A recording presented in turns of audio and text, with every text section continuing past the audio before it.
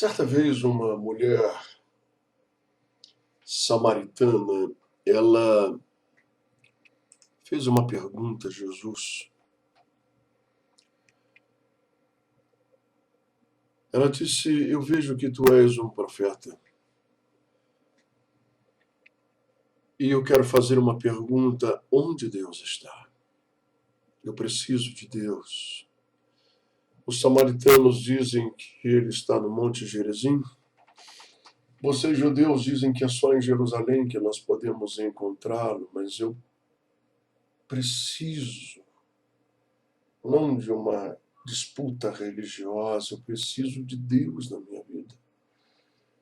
E eu vejo que tu és profeta, porque falaste da minha vida, não para me acusar. Eu vejo que o Senhor não participou de nenhum encontro dos fofoqueiros aqui de Samaria, que gostam de falar, de me acusar, de apontar o dedo para mim. Mas tu és profeta, está falando da minha vida e trazendo à tona a situação que eu vivo e a necessidade de que venha a acontecer um milagre. Onde Deus está? Essa necessidade dessa mulher, ela é facilmente percebida em nossos dias na vida de milhares de pessoas. Muita gente está assim, vivendo uma vida errada, vivendo uma vida de pecado, vivendo uma vida de prostituição, vivendo uma vida de vícios, dependentes da cachaça, da cocaína, do crack, enfim, de algum entorpecente para ir tocando a vida, né, para embriagar a mente. Mas no fundo, lá no fundo, essas pessoas elas têm consciência do esgoto em que elas se encontram. Elas andam como zumbis reunidas nessas cracolândias da vida, mas elas sabem que são seres humanos e que há algo de errado. Se elas pudessem encontrar a Deus, elas iriam buscá-lo de fato. O problema é que ao redor delas existem muitos religiosos e existem muitos acusadores, apenas isso, mas ninguém que lhes estenda a mão e verdadeiramente lhe mostre o caminho até aquele que disse: Vinde a mim, todos vós cansados, sobrecarregados e oprimidos, porque eu vos aliviarei. Se o Filho vos libertar, verdadeiramente sereis livres. Ou seja, não será uma libertação falsa, mas será genuína, será verdadeira, será para toda a vida, será real, será um nascer de novo. Mas o que eu quero refletir com você é acerca daquelas pessoas que mostram o caminho até Jesus, o caminho até Deus, acerca da minha vida, da sua vida também, você que é um servo, uma serva de Deus, você que é um pastor, um obreiro. E o que eu tenho observado em nossos dias, eu gostaria de partilhar com você, para que você também possa refletir e pensar. É um direito nosso. Tendo em vista que a palavra de Deus, ela nos orienta dizendo que no fim dos tempos haveria uma grande necessidade de discernimento, de detectarmos os falsos profetas, os que se tornam falsos profetas. Nem eles sabem disso. Eles não frequentaram um curso de falso profeta. Eles se tornam falsos profetas. Judas, ele só se deu conta de que ele era o traidor quando Jesus estava caminhando para a cruz. E aí ele foi se enforcar. Mas ele não frequentou em Jerusalém um cursinho para se tornar um traidor de Cristo. Ele se tornou. É um processo. E nós precisamos ter esse discernimento. Jesus disse que é pelos frutos que se conhecem aqueles que são verdadeiros e aqueles que são falsos profetas de Deus. Não é? O falso profeta, ele cura superficialmente a ferida do povo, dizendo a eles paz, paz, quando não há paz, quando estamos caminhando para o caos. O verdadeiro profeta é aquele que mete a mão na ferida da alma da pessoa e aquilo arde, aquilo dói, mas aquela ferida ela é curada verdadeiramente. O falso profeta coloca um band-aid sobre uma ferida na pele que está infeccionada e vai matar aquela pessoa. Mas ele põe um band-aid por cima e diz: está tudo bem, nenhum mal vai suceder.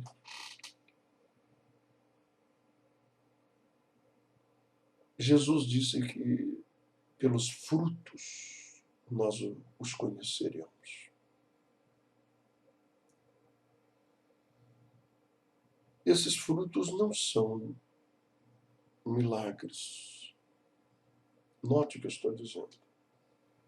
Os servos de Deus expulsam demônios, curam enfermos e fazem muitos milagres em nome de Jesus. Mas você que conhece a Bíblia melhor do que eu, sabe perfeitamente que a palavra de Deus afirma que naquele dia muitos estarão lá diante do trono de Deus, onde serão abertos o livro da vida e o livro das obras. E cada um de nós receberá uma sentença de acordo com a sua vida e com a sua conduta nesse mundo. E Jesus dirá a muitas destas pessoas: apartai-vos de mim, malditos, para o fogo eterno criado para o diabo e seus anjos. Isso é uma coisa terrível. E muitas dessas pessoas vão começar a chorar nessa hora, vão ranger os dentes de pavor diante da expectativa do que lhes aguarda pelos séculos dos séculos dos séculos. E eles vão dizer: não, Senhor, há algum engano em teu nome, eu expeli demônios. Observe isso, foi em nome de Jesus. Em teu nome eu curei os enfermos. E em teu nome eu profetizei.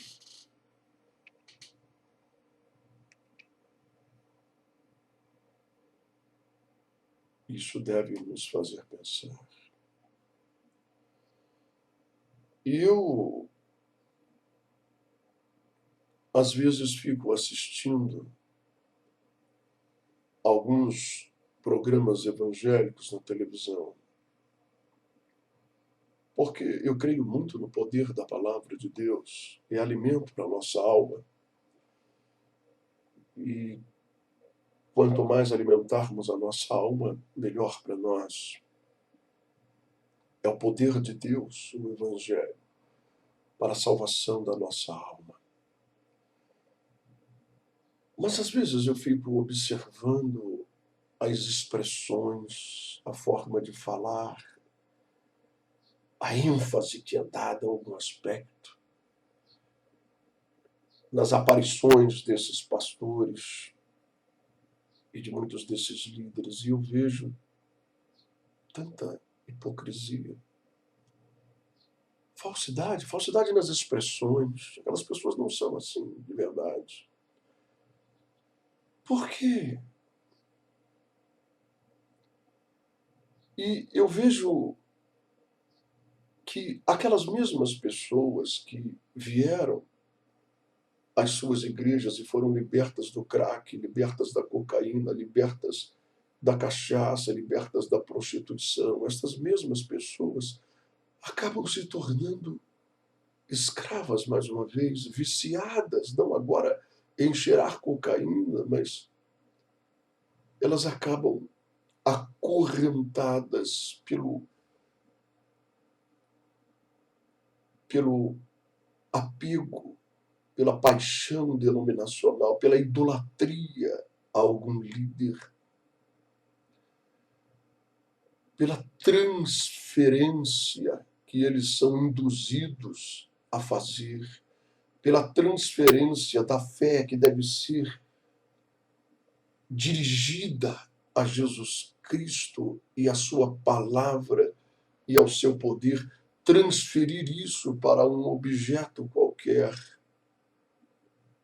Claro, nós sabemos, conhecemos a Bíblia, não é? Que a sombra de Pedro curava os enfermos, que os lenços e aventais eram levados por causa da multidão que se concentrava e passavam no suor do apóstolo Paulo, e eram levados os enfermos e os oprimidos, e milagres acontecem, nós sabemos disso. Mas o problema é quando as pessoas que são instrumentos do poder de Deus e da autoridade do nome de Jesus para a operação de milagres, porque o nome de Jesus tem poder, e aonde se concentram 2 ou 3 reunidos em nome dele, pessoas que buscam com sinceridade o seu milagre, a sua cura, ali ele está presente, Jesus está presente e o milagre acontece. O problema é quando esse líder ele começa a induzir o coração das pessoas a transferir essa fé a um objeto qualquer. E esse objeto passa a ser objeto de culto.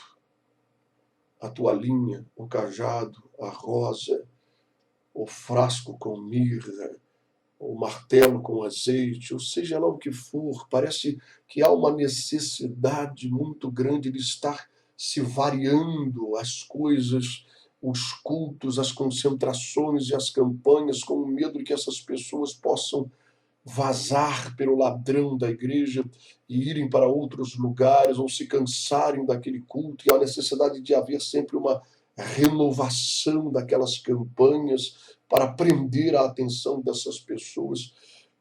E o problema que eu vejo é que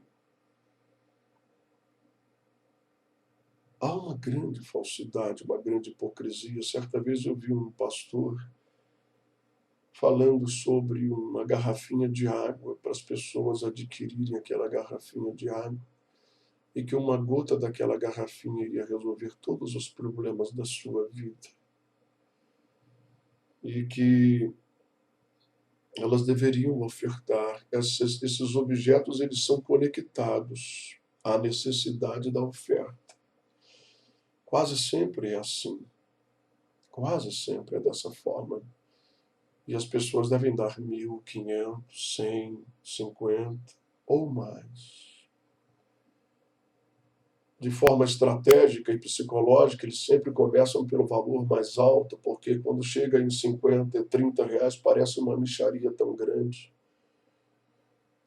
E assim, denominações, ministérios estão enriquecendo, milionários. E muitas pessoas que foram libertas do crack e da cocaína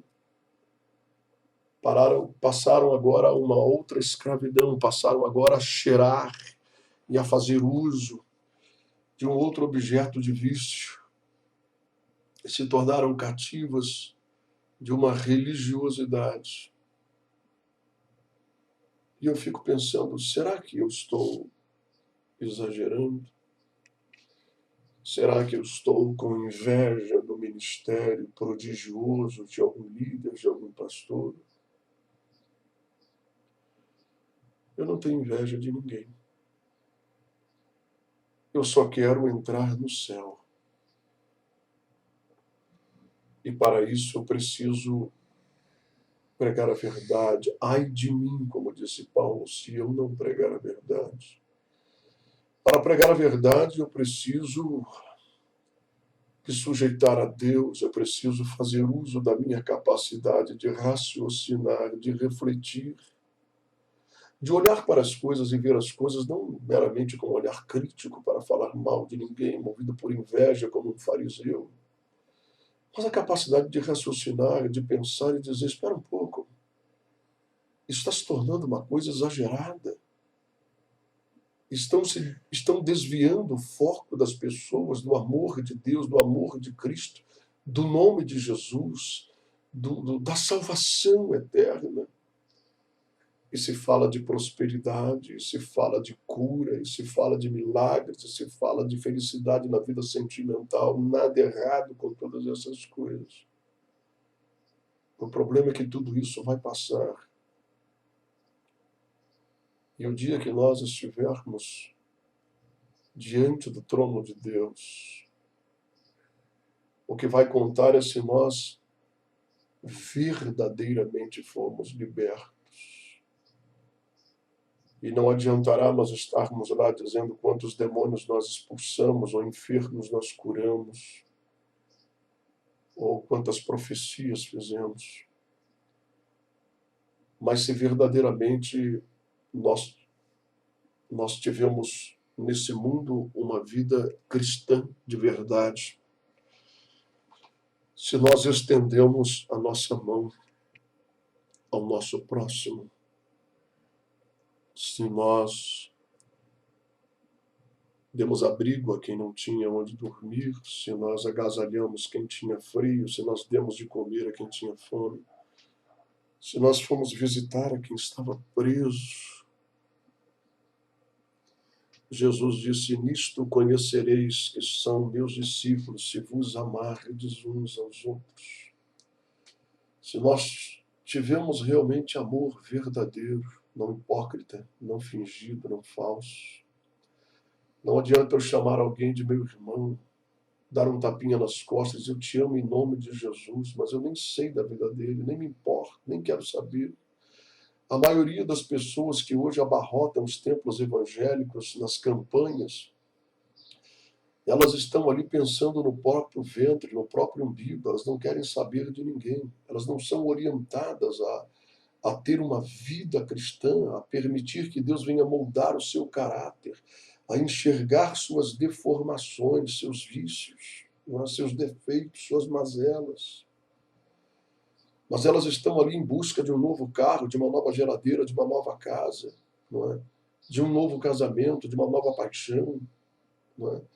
Elas estão ali em busca de que a sua dívida venha sumir no banco. A obrigação de quem deve é pagar. É pedir a Deus que abençoe as suas finanças, te dê condição de pagar. Muitas vezes estão confundindo o evangelho com bruxaria e com feitiçaria. E as pessoas abarrotam esses templos em busca de usar o poder de Deus para galgar altos cargos, para conquistar o mercado de trabalho, para alcançar projeção no meio da sociedade, serem ricos empresários, e querem usar o poder de Deus para que os seus desejos venham se cumprir. Ou seja, Deus se tornou para a grande maioria destas pessoas como o gênio da lâmpada mágica, né? Aquele de Aladim. E as pessoas esfregam a sua Bíblia, ou esfregam aquele objeto que deram a ele, o cajado, a toalha, o azeite, ou seja o que for, e surge Deus para realizar os seus 3 pedidos. Ou seja, não há necessidade de quebrantamento, de vida no altar, de reconhecer os seus erros, os seus pecados, de gemer por esses pecados diante de Deus e clamar pelo sangue de Jesus. Não há necessidade de nascer de novo, não há necessidade de transformação de vida. Não é? Certa vez, alguns fariseus eles perguntaram para o mestre: qual o maior de todos os mandamentos? Nós vamos fazer um debate teológico. Vamos discutir sobre as escrituras sagradas.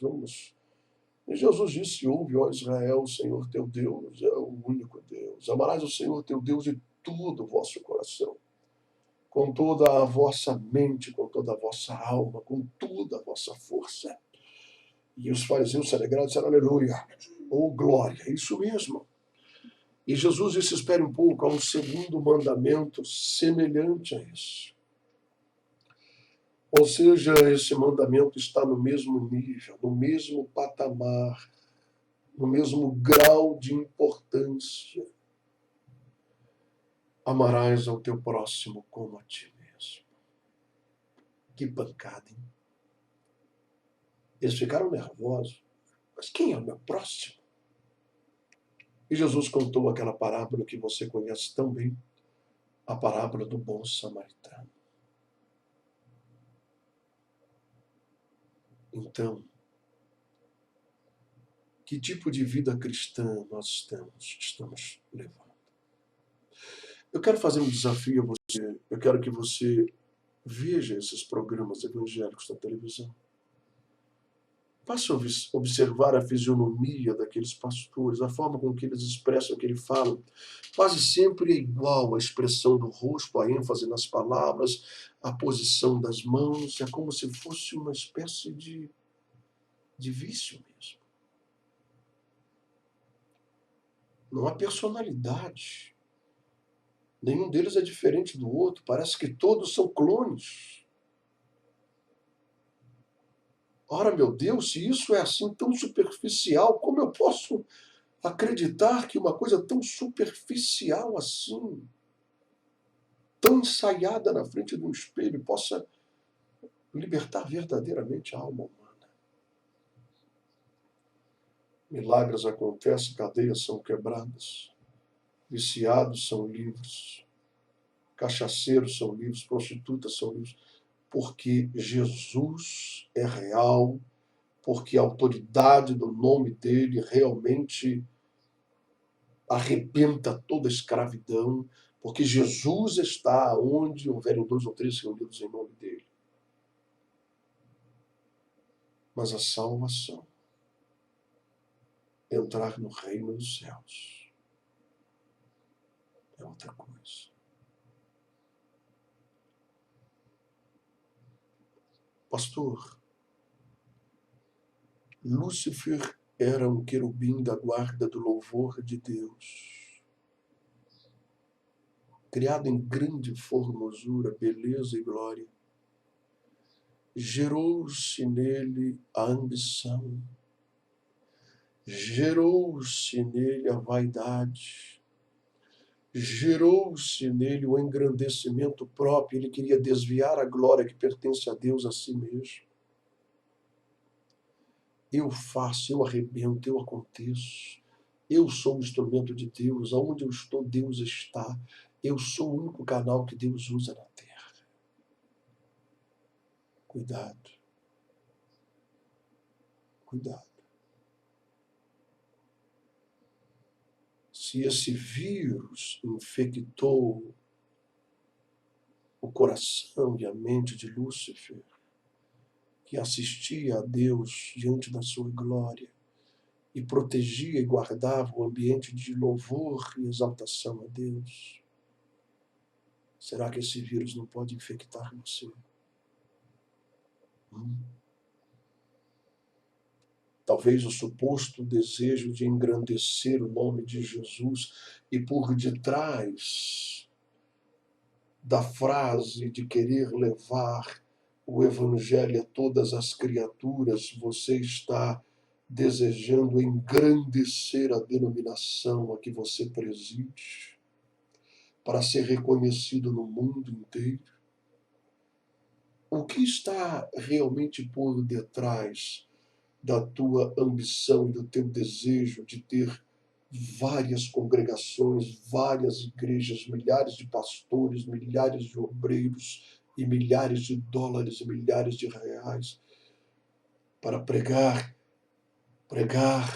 curar enfermos, expulsar demônios? Mas lá no fundo,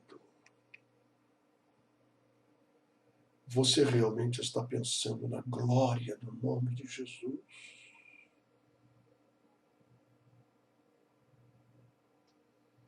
Se te fosse tirado tudo isso da noite para o dia,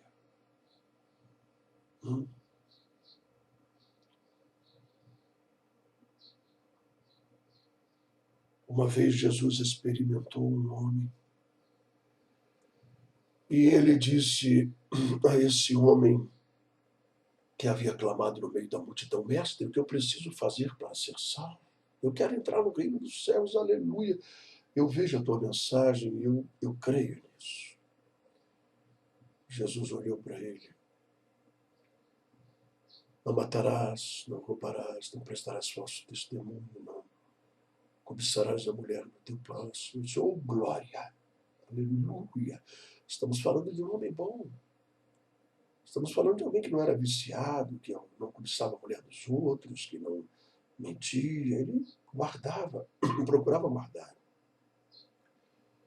todos os mandamentos. Aí Jesus disse: quer ser perfeito. Você realmente quer entrar no céu ou quer ser uma pessoa religiosa?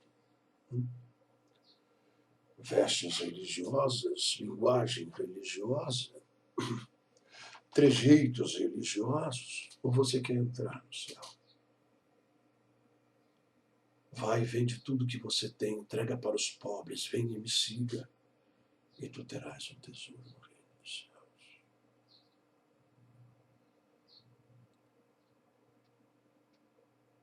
Que coisa! Se Jesus dissesse isso para mim ou para você, eu não sou rico, estou longe disso, sou pobre. Eu não sei o que você tem, talvez uma casa, um apartamento, um carro, uma chácarazinha, não sei. Aquele rapaz era rico, ele tinha muita coisa. Nós temos pouca coisa. E se Jesus dissesse isso para nós? Se desfaz de tudo que você tem. Eu quero ver o que é que está no teu coração. Realmente. Eu quero ver se você realmente quer entrar no reino dos céus. Eu quero ver, porque aonde está o coração de um homem? É ali que está o seu tesouro. Pense nisso, meu irmão, minha irmã. Observe essas coisas ao seu redor. Reflita.